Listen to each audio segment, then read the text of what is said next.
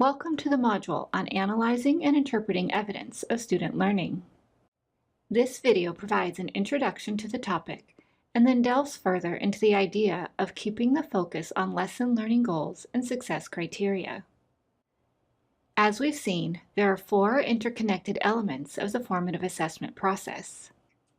Learning goals and success criteria anchor the process.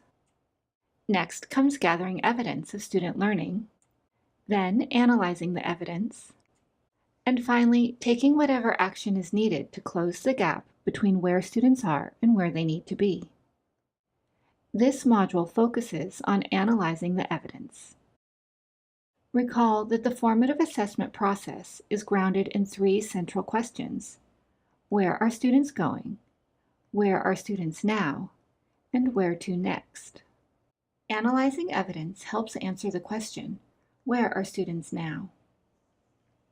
To know where students are in their learning, teachers need to purposefully gather and analyze evidence that will help them understand where students are relative to the lesson learning goal and success criteria. Based on their analysis, teachers can make informed decisions about next steps and help ensure students' success. This analysis should go beyond got it or didn't get it, so that teachers have a more nuanced interpretation of their students' learning status and how the students' thinking and skills are evolving over the course of a lesson. This module delves into four main ideas in analyzing evidence.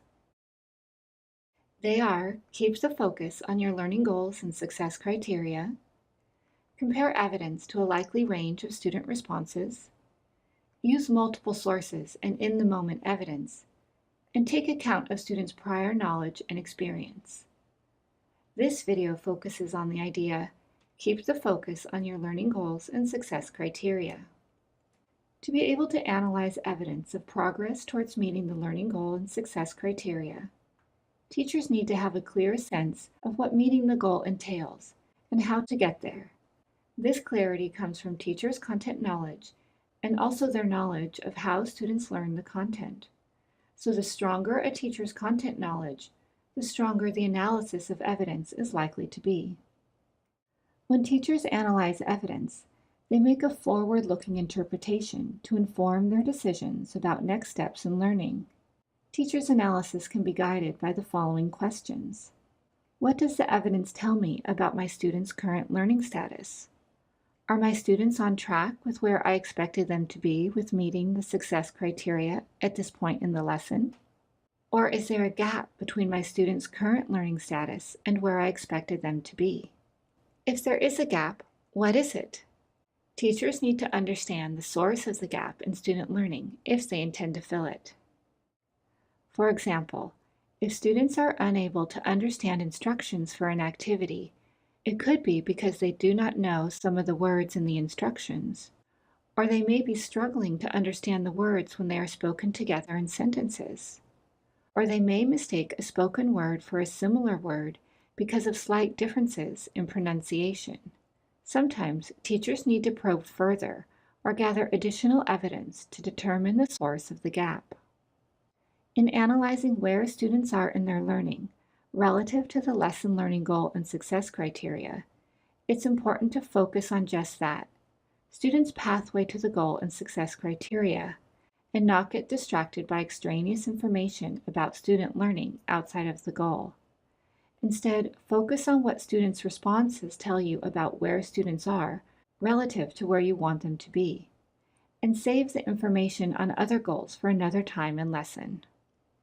For example, a teacher is listening to a classroom conversation to ascertain if students are skillful at furthering the topic of discussion through strategies such as extending the idea of a peer, paraphrasing what others have said, and asking follow-up questions. While doing this, she may also hear a variety of types of student language or errors in language use that are not specifically related to the learning goal and success criteria. This is an instance where it could be easy to get distracted by all the noise in the evidence and lose track of the specific focus.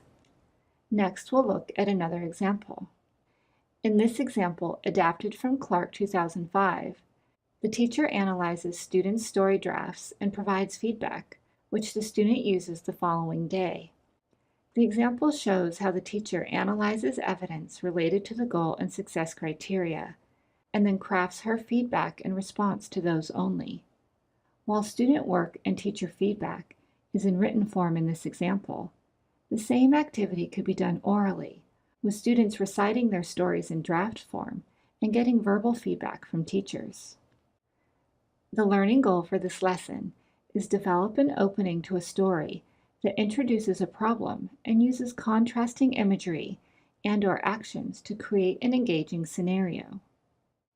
The success criteria are: I can set up the problem in the story opening, I can include contrasting imagery and action to create an engaging scenario, and I can use vivid vocabulary to make the contrast powerful. Here is an example of student writing. The teacher has used a technique that Shirley Clark refers to as comment markers. She has underlined the parts of the paragraph that relate to success criteria and has analyzed or evaluated their effectiveness. Pause the video a moment to read the student's work. Then she provides a written comment to the student about her analysis. This demonstrates the teacher's analysis of evidence and is also a form of taking pedagogical action, which we will cover in more detail in the next module. The teacher writes, Samantha, the contrast of the blood-curdling screech versus the still quietness of the night is powerful and engaging. How can you highlight the contrast between the bird and the children? Notice that the teacher has noted and provided feedback about contrasts that were successful, and then asks the student to consider how she can highlight an additional contrast. Crucially, the teacher does not analyze nor provide feedback about other aspects of language use, as they are not the focus of the learning goal. For example, she does not provide feedback on any errors in the writing or spelling, because they are not the focus of the analysis on this occasion, although the teacher may have noticed these errors and banked them for a future lesson. In an oral language lesson, a parallel may be that the teacher notices the student making errors with tense and agreement, but chooses to address those issues in another lesson. The student responds to the teacher feedback by expanding the sentence that contrasts the bird and the children. Her new sentence is, Max spun around to see a huge bird, bigger than an eagle, larger than an adult human being, dwarfing the delicate children, making them seem inadequate. As you can see, the student has used the feedback to improve her work. She has met the success criteria of including contrasting imagery and action in her story opening to create an engaging scenario, and using vivid vocabulary to make the contrast powerful. The use of feedback has provided the student with another learning opportunity. Now let's pause and reflect. Think of a lesson you've given a student where you got sidetracked in your feedback away from the learning goal and success criteria. What feedback could you have given that would have stayed on target? Pause the video a moment to reflect on this question. Thank you. You have completed the first section of this module. This video draws on training modules created by CRESST for the Colorado Department of Education. We thank the Colorado Department of Education for enabling us to share this work. We are also grateful to the following individuals for their contributions to these modules: Brenda Padletti-Sullivan, David Sullivan, Anjanette Williston, and Angela Landrum.